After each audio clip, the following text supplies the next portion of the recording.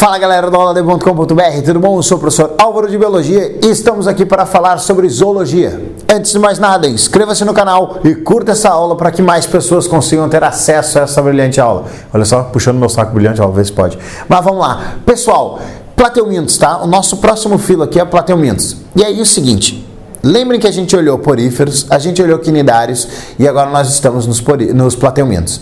Lá nos poríferos, lembrem que é tudo muito primitivo. E nos quinidários surge uma característica: formar tecidos. Formar tecidos é muito importante para os animais. Então eles já começam a ficar um pouco mais complexos do que os poríferos. Nos plateumintos vai surgir inúmeras características, mais precisamente umas 3 características, que são muito importantes para essa complexidade que os animais vão começar a adquirir. Então vamos a elas. Características que surgem nos plateumintos. Primeiro, simetria bilateral. Pô, agora o corpo é organizado. Então, olha só, a gente vai ter uma simetria, a gente vai ter um plano de corte aqui na planáriazinha que eu consigo separar ela em 2 partes iguais. Então, aqui nos plateumintos, a gente já tem uma complexidade um pouco maior, uma organização do corpo um pouco maior. Além disso, 3 folhetos embrionários em negrito, isso é muito importante. Surgem os 3 folhetos embrionários: ectoderme, mesoderme e endoderme. Esses 3 folhetos embrionários são o que permite a gente classificar quanto ao celoma, se é acelomado, se é pseudocelomado ou se é celomado. O caso dos plateumintos são todos acelomados. Então, vamos lá. Plateumintos, simetria bilateral, 3 folhetos embrionários e acelomados. 3 características importantes que surgem nesse grupo.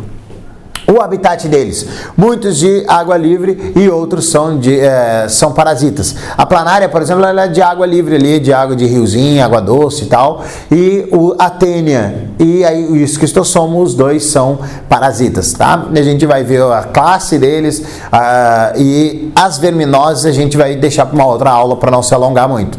Então a gente vai ter uma aula só com verminoses de plateumintos e depois uma só com verminoses de nemateumintos. Tranquilo? Então, vamos para as outras características. Tubo digestivo incompleto. Continua tendo só boca. Boca, tubo digestivo, digere tudo, volta pela boca. Sistema excretor, células flama. Então agora tem uma célula especializada para liberar as excretas nitrogenadas. E aí tu tem uma célula que a gente chama de células flama, que no próximo slide a gente vai ver como é que ela é bonitinha. Mas ela tem cílios, e aí quando esses cílios balançam lá para liberar as excretas, aí os caras chamaram que parecia uma velinha de uma chama, uma vela, a chama de uma vela, e aí a gente chama então de células flama, porque parece uma velhinha ali pegando fogo.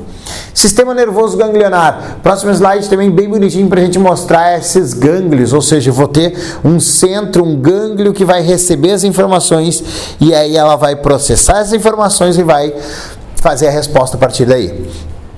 O sistema respiratório e circulatório é por difusão, ou seja, é independente. Cada célula pega o seu oxigênio, cada célula distribui os seus nutrientes ou vai captar os seus nutrientes através de difusão ou de transporte celular. Beleza? Então olha aqui, ó, que bonitinha a planária, tá? Então, 3 classes importantes dentro dos plateumintos. Primeiro, as turbelárias ou os turbelários, que é onde a gente tem a planária. Que aí tá aqui, ó, em visão dela de cima, visão dorsal e visão ventral. Uma coisa muito importante. Plateumintos, eles podem ser chamados também de vermes achatados. E eles são vermes achatados dorso-ventralmente. É como se eu pegasse e esmagasse ele. E aí ele fica essa planária ela é uma coisinha fininha assim, tá? Parece um espaguetezinho assim, fininho. Espaguete é meio redondinho, mas elas são, né, uma massa assim, ó, bem estreitinha, bem amassada, dorso-ventralmente, tá? E aí eles vão ter essa forminha aqui. Tu vê eles de cima e de baixo os ocelos parecem uns olhinhos, que é onde a gente tem a terminação dos gânglios, tá? E esses ocelos, eles captam a luz. Então, planária detesta a luz. Ela vê luz, ela sai correndo. Ela gosta de ficar no escurinho, tá? Então, esses ocelos são fotossensíveis e ela vai fugir dessa luz e vai se esconder, né, em locais escuros. Aqui a gente tem a boca. Essa boca é do tipo probóscide.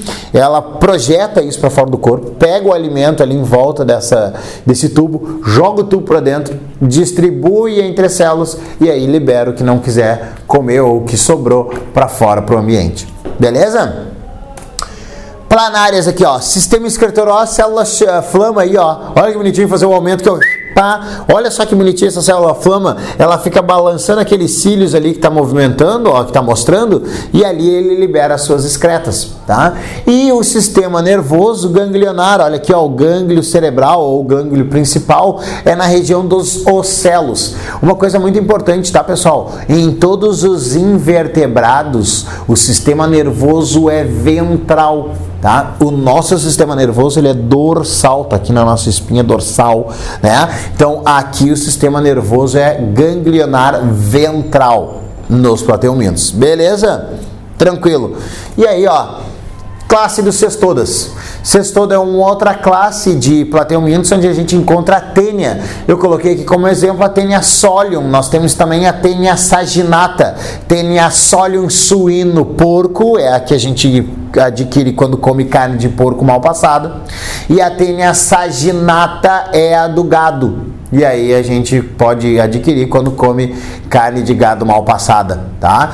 Então, obviamente uma carne não passada pela Anvisa, né? Pelos órgãos de cuidado de carnes e tal. Então, se você come uma carne meio, né, de má procedência, pode dar problema. Mas enfim, tênia solium, tá? É a que parasita o porco, ou na verdade, aquela ao qual o porco é o hospedeiro intermediário, né? Então, para tênia solium, o porco é o hospedeiro intermediário. Para a tênia saginata, o gado, o boi ou a vaca é o hospedeiro intermediário. O hospedeiro definitivo somos nós. Tranquilo?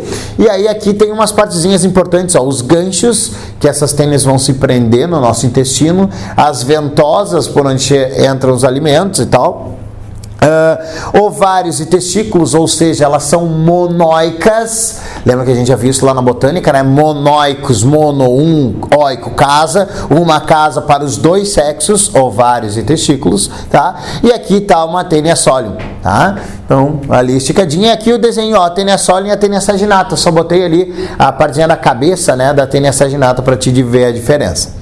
Beleza? E um outro plateuminto que o Enem adora, por exemplo, é os trematodas, né? A classe dos trematodas nós temos o Esquistossoma mansoni, que causa a esquistossomose.